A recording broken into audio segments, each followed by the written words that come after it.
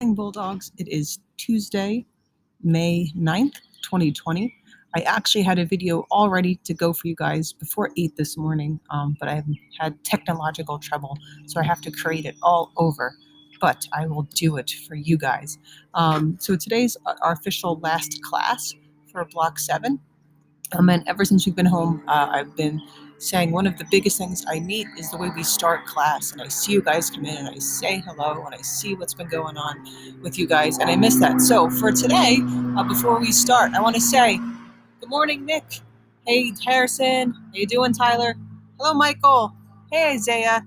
Hi, Matthew. Hi, Archie. Hello, Caroline. Hello, Giancarlo. Hi, Amin. Good morning, Edwin. Hey, Leo. Like the socks. So let's get started today. So today's news from the New York Times, the top story is back to about the protests and death related to Mr.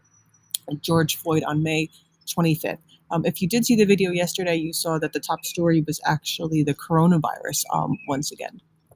But today, Mr. Floyd will be buried in Houston after he had memorial services both in Minneapolis and North Carolina and Houston. I was reading the article earlier this morning, and it goes into many things. It goes into a basic little biography about Mr. Floyd's life. There's talks about some of the protests since.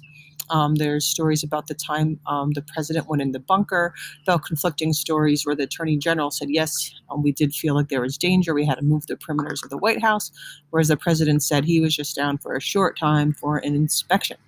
The president did speak yesterday. And saying that he was against defunding the police, that 99.9% of the police are what he considers to be good people. His opponent, Joe Biden, did come out yesterday to say he also is against defunding the police, but does want some different types of management put into place. So you can see that article as well. About different cities rethinking their budgets. Minneapolis, where he was killed, is now pushing to change their funding. Mayor de Blasio of New York City says he wants to reconsider how it's funded as well. And if you read that article, it does make a New Jersey reference. I know I've spoken about this in some of my videos about how they defunded the police force, but they just don't have no police. They changed the organization and the format, and how they have found positive results since. So something you may want to look into. If you go to the BBC, their top story is no longer the coronavirus nor what's going on in the United States, though as you can see, they're both mentioned here, but about North Korea. Now, North Korea and South Korea have been at war since the Cold War. Now, it ended in 1953, but there was no official peace treaty, which means they're still technically at war. And North Korea, once again, wants to cut off all lines of communications with South Korea. So you may want to check that out today. Related to the coronavirus, people have been looking at satellite images of Wuhan from before the virus was known to hit, and they did notice an increase in people going to hospitals then. So they think maybe it struck even earlier than we thought. There are, as you see, also articles related to the protests, why they're so powerful, why they've been growing, why they've been continuing, I think, for day 11, and also about the bail for the murder suspects.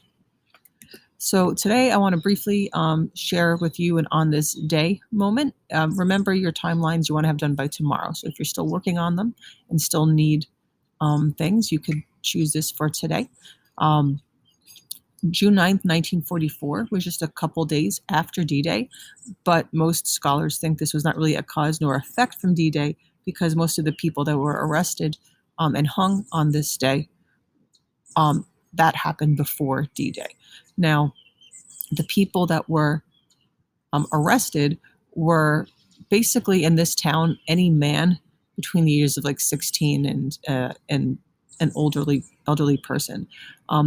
The German Nazis were trying to stop resistance fighters in France who were not agreeing to German rule, and the Panzer Division came in. So what they did was they arrested 120 men, and then on this day, they hung 99 of them. There was a priest involved who did help prevent those last other ones from being hung.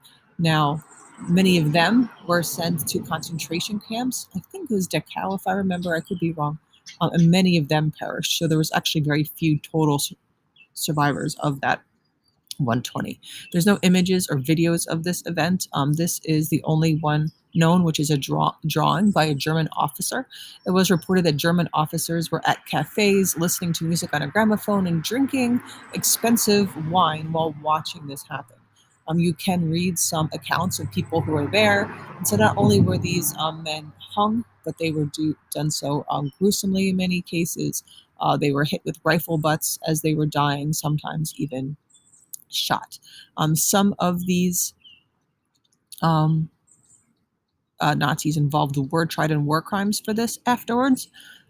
There are real no like videos on YouTube on this. I looked. There are some in French, so my French is only sort of so comme ci comme ça.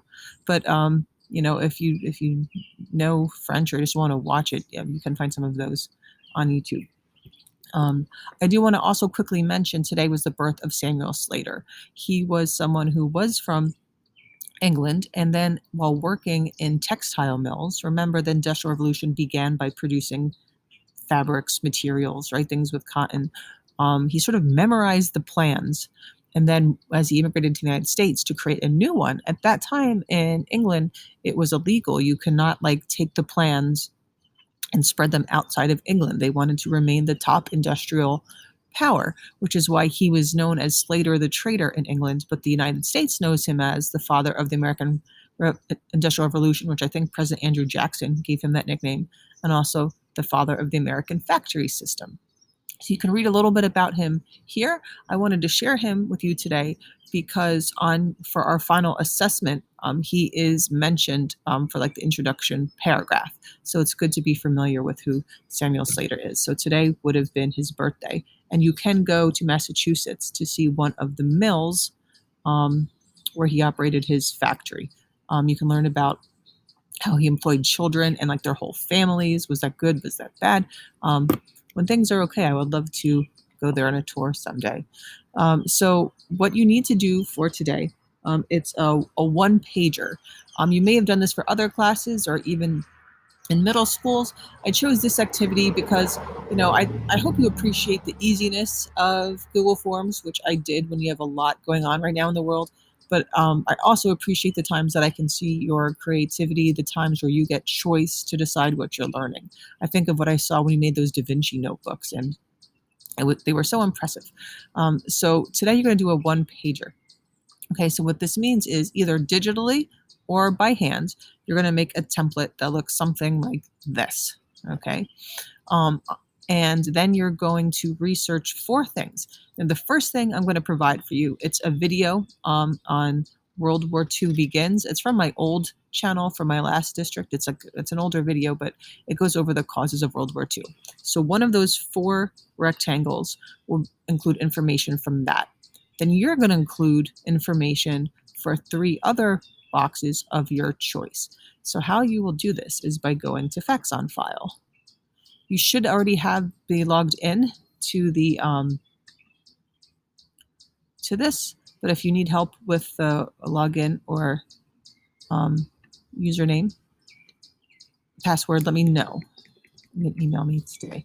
So you go to Databases and go to Facts on File. When you're at Facts on File, you're going to go to Modern World History. Okay, and from there, you want to search World War II. World War II. Okay, and then the beauty of this here is you're sort of going to learn what you want to learn about for World War II. You can learn about the U.S. artillery. You can learn about landmines, Japanese American soldiers, the U.S. Army Air Corps. All right, not all of them will be related. In the Pacific, African American soldiers and sailors and Marines, different battles, PT boats, the Manhattan Project, if you look about atom bombs, Tuskegee Airmen, right? So you click on one and you're like, oh man, I don't like this. Guess what? You choose, pick a different one. Find 3 that you like. There's dozens and dozens of different articles. Now, if you don't want to pick one of these articles. You can pick a primary source. No one yesterday that submitted so far picked a primary source, but you're more than welcome. It might be like speeches that were given, things like that at the time. You can do images as long as it has all the requirements. So maybe you want to pick an image. I think there's a couple videos, but you can even watch a video and do it on a video. And then the news, I don't think they're really directly related to World War II. So I wouldn't suggest any news stories. Okay, so what you do is you pick any 3 from all those, and for each one, you find an image. So if you're doing it digitally, you can literally copy it. If you're drawing it, you find a way to sketch it. Of course, you're not graded on your artistic ability. I love the use of stick figures. You want a minimum of 1 key date from that, a name, essential idea or analysis of the topic. So don't just, what's going on here. And the label. The label should be, so it's easy for me to find, basically the article you found. So U.S. artillery. Or if it's a video, what's the name of the video? And make that so it's understandable. So 1 should be from the video, and then 3 should be of your choice. In the middle, you'll label it World War II. And on the outside border, you want to put 1 quote that you see there. Don't just copy a line, but actual quote that someone said. And you can feel free then to add other things, other images, color, things like that. Okay, so this is the template. This is a very poor example. I literally did this in like 10 minutes 2 nights ago. So your example, I know will look better than this. But I wanted to show you how I made sure I labeled each one. I put a date, I put a name, I put an image. My analysis is weak here because I did this quickly. Like here I put helped create the League of Nations. I probably would have put a little bit more than that. All right, also on Canvas, it tells you exactly how many points everything is worth. This is the template, right? Whether you do it digitally or by hand. And feel free to go online and look up examples of how people do one-pagers, see the different color, different forms of notes they use. So the 2 above are from World War I. Notice my example was from World War I also. I wanted to do that just to make sure you guys weren't copying. Not that you would, but and then actually to the left, this is related to World War II. This is Patton, but you see it's the same template. All right, so if you have any questions on this, let me know. Please don't forget that the project is due tomorrow. Remember, you don't want to just give me a link to your spreadsheet from the timeline. You actually want to take that spreadsheet and make it into a timeline. If you have trouble with that, let me know. If you want to just take information and make your own timeline, you can, but I was hoping not to make it involve too much work. So you're literally just giving me 4 links. So if you have trouble with that, it's not due to tomorrow light, but let me know. Please notice on Canvas, I included a file, a PDF on Britain and the Industrial Revolution.